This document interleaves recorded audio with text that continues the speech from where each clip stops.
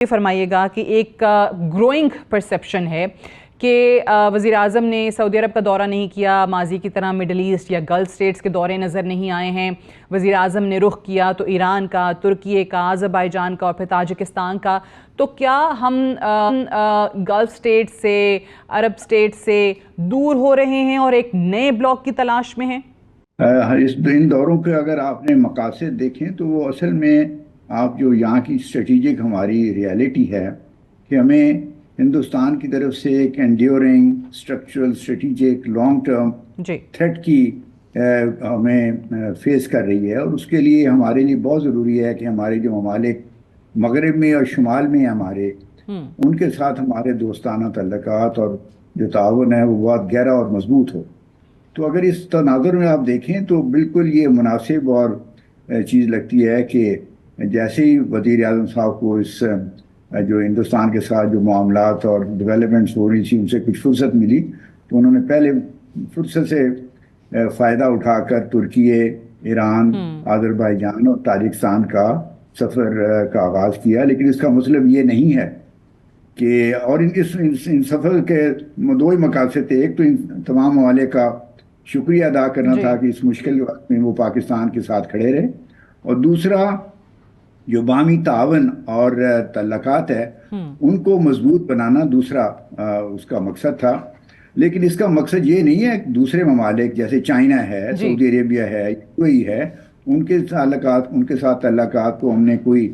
ان میں کمی بیشی ہو رہی ہے، یعنی ان میں کوئی ڈیمینشنگ ہو رہی ہے، ان میں کمی ہو رہی ہے. آپ نے پڑھا ہی ہوگا، یہ سنا ہوگا کہ وزیر اعظم صاحب جون کے سیکنڈ ویک میں چائنا اور سعودی عربیہ کا دورہ کرنے کا بھی ارادہ رکھتے ہیں. تو اس لیے اگر آپ اوور آل کنٹیکسٹ میں دیکھیں تو ہمارے لیے جو ایک ضروری سب سے پہلے تھا کہ اپنا ویسٹرن فرنٹ اور جو ناردرن فرنٹ ہے اس کو ہم اسٹرینگتھن کریں تاکہ ہمیں ہندوستان کی طرف سے جو تھریٹ کا جو ہمیں یعنی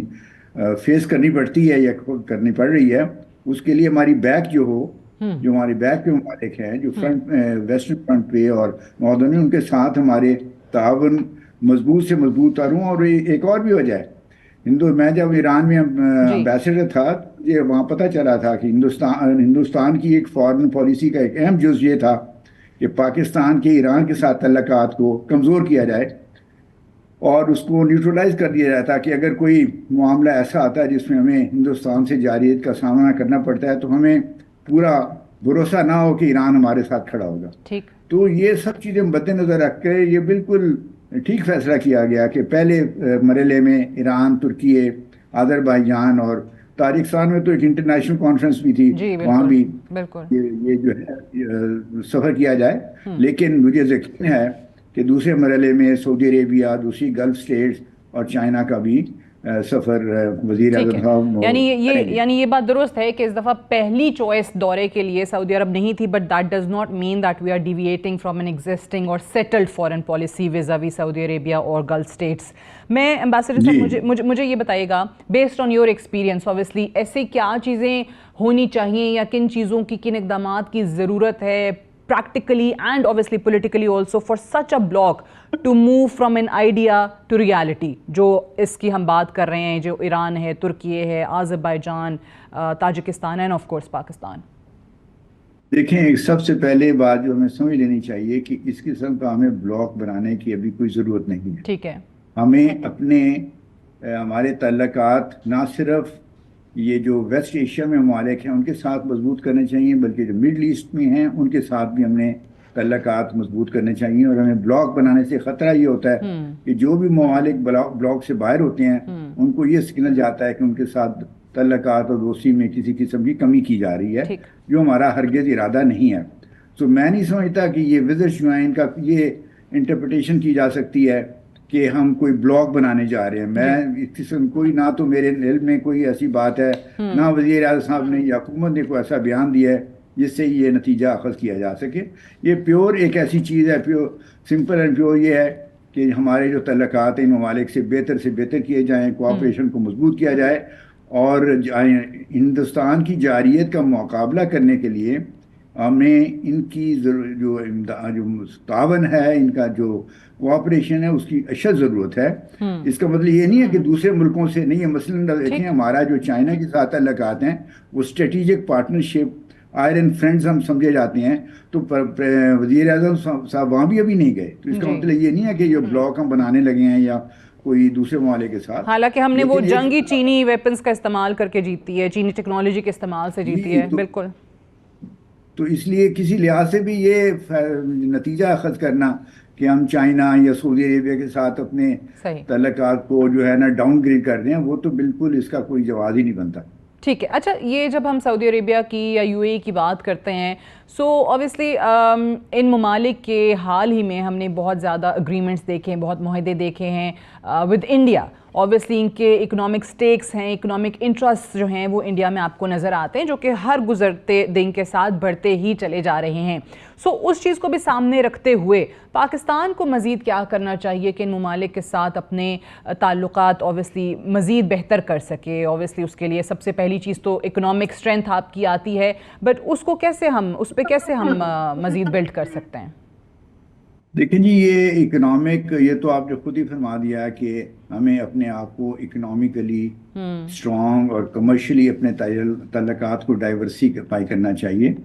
اور ہمیں جو گلف ممالک ہیں ان کے ساتھ اپنے تجارتی اور اقتصادی تعلقات کو فروغ دینا چاہیے۔ اس کے لیے یہ کوئی ایسی چیز نہیں ہے جو ایک دن میں ہو سکے، ایک سال میں ہو سکے۔ یہ آپ کا لانگ ٹرم پلان ہونا چاہیے، جس کے دو حصے ہوں گے: انٹرنل ڈائمنشن، کہ آپ انٹرنلی اپنی اکانومی کو فروغ دیں، ڈیولپ کریں، اس کی جو گروتھ ہے اس ریٹ کو بڑھائیں، اور پھر ایکسٹرنلی اپنے تعلقات کو ڈائیورسیفائی کریں، ان ممالک کے ساتھ اپنے تجارت کو بڑھائیں۔ تو جیسے جیسے آپ کی انٹرنل اکنامک اسٹرینتھ بڑھے گی، آپ کے ان ممالک کے ساتھ تجارتی اور اقتصادی تعلقات بھی بڑھیں گے۔ یہ خالی بیانات دینے سے نہیں بڑھتے۔ ہمیں بدقسمتی سے ہمیں یہ عادت ہے، ہم سمجھتے ہیں کہ بیان دینے سے کسی وزیر اعظم کے یا گورنر کے یا پریزیڈنٹ کے اس سے تعلقات تجارتی بھی بڑھنے شروع ہو جائیں گے، اقتصادی بھی بڑھنے شروع ہو جائیں گے۔ وہ ان تعلقات کو مضبوط بنانے کے لیے ہمیں اپنا جو معاشی میدان ہے ملک کے اندر، اس میں اصلاحات لانی پڑیں گی، ان میں تبدیلیاں لانی پڑیں گی، تاکہ ہم زیادہ مضبوط تعلقات ان میدانوں میں دوسرے ممالک کے ساتھ قائم کر سکیں۔ صحیح، اوبیسلی سو اس کا جواب بڑا سادہ سا ہے، اکانومی اینڈ ٹریڈ، اور ساری چیزیں جو ہیں اسی پہ بنیاد کرتی ہیں۔ مجھے یہ بتائیے ایمبیسڈر صاحب کہ اس جنگ کے بعد ایک چیز تو یہ ہوئی کہ پاکستان کا ناٹ اونلی ملیٹریلی آپ نے سبقت دکھا دی دنیا کو، بٹ جو ڈپلومیٹک سٹانس رہا ہے بھارت کو لے کے،